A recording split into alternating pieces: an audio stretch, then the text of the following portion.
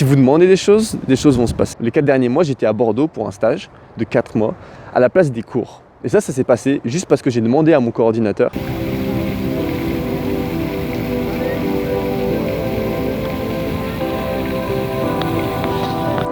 Salut les gars, je m'appelle Cyprien, bienvenue sur ma chaîne YouTube. Je suis actuellement étudiant de master aux Pays-Bas et dans cette vidéo je voulais vous donner quelques conseils sur comment choisir son master et plus particulièrement 3 choses que je pense sont importantes d'oser faire lorsqu'on veut postuler. La première chose, c'est de postuler même si tu n'as pas les prérequis demandés. Par exemple, même si tu n'as pas le bon score au test d'anglais qui demande ou si par exemple tu n'as pas la bonne moyenne générale, il faut que tu postules et c'est important. Parce que même si tu postules pas, tu ne sauras jamais si tu aurais pu être pris. Et si tu postules, tu as toujours une chance d'être pris. Donc moi par exemple, j'ai postulé à un master aux Pays-Bas, à Rotterdam. Et ce master-là demandait un certain score au test d'anglais. Et j'avais pas ce score. Il me demandait 94, je crois, j'avais 92 ou quelque chose comme ça. Surtout à la session speaking, j'avais pas le bon English speaking. Et j'ai postulé quand même parce que je me suis dit ok, on sait jamais, ça peut peut-être marcher.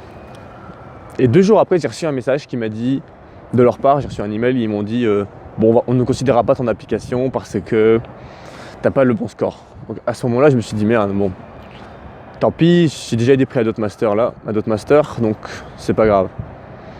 Donc ce que j'ai fait, c'est juste j'ai arrêté de penser à ce master-là, et c'est tout. Cependant, 10 jours après, j'ai reçu un mail de leur part où ils me disaient bonjour Cyprien, tu as été sélectionné pour l'entretien. Donc je me suis dit waouh, ok, c'est cool, donc j'étais content. Donc je me suis dit c'est bien, ils me prennent même si j'ai pas le score, c'est cool. Donc sur le coup j'ai dit non pour l'entretien parce que c'est le moment où j'allais faire ma thèse de fin de mon stage de fin de licence à Munich. Et c'était le moment où je déménageais, j'avais été prêt d'autres masters, donc je m'étais dit tant pis, ça me permettra de pas trop me prendre la tête pour choisir. Et ce qui s'est passé, c'est qu'ils m'ont proposé de décaler l'entretien dans 1 mois. Donc quand ils ont fait ça, je me suis dit ok, ils sont cool, il faut que je dise oui, je ne peux pas dire non, on va faire l'entretien et on va voir comment ça se passe. Donc j'ai passé l'entretien, donc en fait ça consistait à apprendre 4 chapitres dans les neurosciences et eux ils me posaient des questions sur ça et aussi sur moi, mon expérience personnelle, tout ça. Et l'entretien s'est très bien passé, j'ai vraiment eu un très bon contact avec eux, c'était très sympa et j'ai été prise pour le master. Donc oui, premier point, postule même si tu n'as pas les prérequis, tu peux toujours être pris. C'est mieux de postuler et de ne pas être pris que de ne pas postuler et de ne jamais savoir si tu aurais pu être. Le deuxième point dont je voulais parler avec vous, c'est de toujours demander pour des exceptions. Si vous avez la possibilité de demander pour une exception, faites-le. Car on ne sait jamais, ça peut toujours marcher. Moi personnellement, j'avais été pris à un master à Groningen, qui est aussi aux Pays-Bas. Et ils m'ont dit, on te prend, mais que si tu repasses le TOEFL, parce que tu n'as pas le bon score au speaking. Encore une fois, le TOEFL. Et sur le coup, je me suis dit, je ne veux pas repasser le TOEFL, parce que j'avais déjà passé ce test 2 fois pour faire un Erasmus pendant ma licence. Et ce test-là, c'est vraiment une misère. Il faut vraiment travailler beaucoup, ça prend beaucoup de temps, c'est très stressant. Et je me suis dit, je ne veux pas le faire. Donc j'ai écrit un mail à Admission Team, donc l'équipe d'admission, de recrutement, tout ça, où ils choisissent, où ils t'envoient les mails, tout ça. Et je leur ai dit, est-ce que c'est possible pour moi de ne pas repasser le test ? J'ai un bon niveau d'anglais, je fais parcours bilingue, là je suis en Allemagne, où je parle anglais tous les jours. Et ils m'ont dit non, ils m'ont dit clairement non, c'est pas possible. Donc je me suis dit que c'était dommage, mais j'ai quand même accepté d'aller à ce master-là. Et je me suis dit on verra comment ça se passe, si je suis prêt à d'autres masters, j'irai à un autre master. Et en fait après plus tard, j'y réfléchis et j'ai décidé d'écrire un mail au coordinateur du master et à la secrétaire du master. Et eux ont été super compréhensifs. Ils m'ont dit ok, donc je leur ai dit j'ai été pris à d'autres masters, même si j'avais pas le prérequis d'anglais.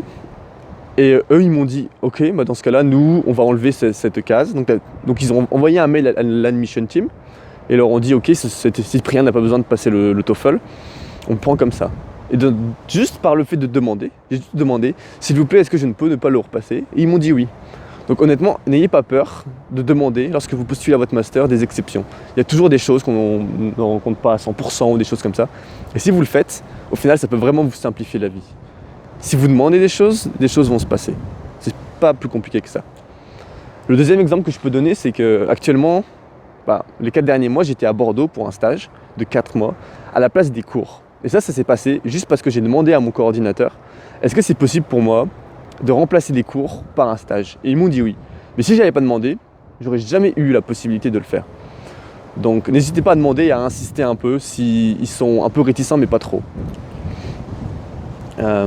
Voilà, donc le deuxième point, c'est demander des choses. Et la troisième chose que je voulais vous parler, c'est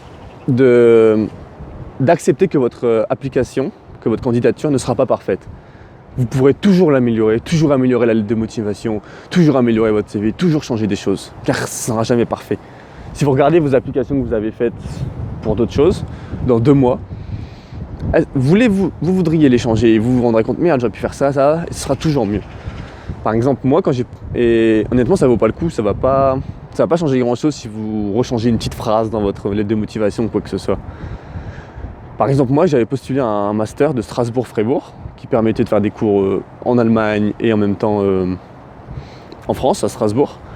Et j'ai envoyé la mauvaise lettre de motivation. J'ai envoyé la lettre de motivation que j'avais écrite pour Bordeaux.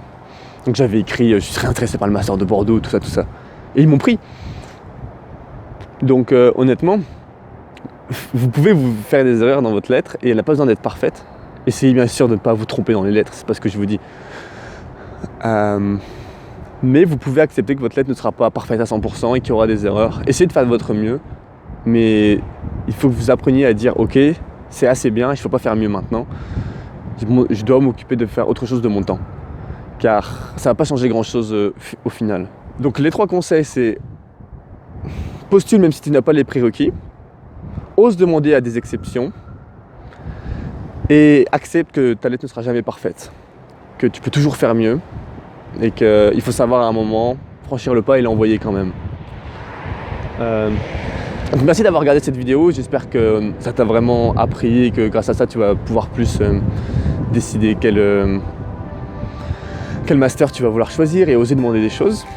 En lien dans la description, je vais te mettre une vidéo sur laquelle je donne 4 questions qu'il faut se poser pour choisir son master lorsque tu as été sélectionné. Donc va la regarder, ça peut toujours t'intéresser. Donc si tu as aimé cette vidéo, n'hésite pas à la partager. Mets un petit pouce bleu si ça t'a aidé. Si tu penses qu'elle peut aider quelqu'un d'autre, comme j'ai dit juste avant, n'hésite pas à la partager. Et voilà, abonne-toi. Ciao, à une prochaine vidéo.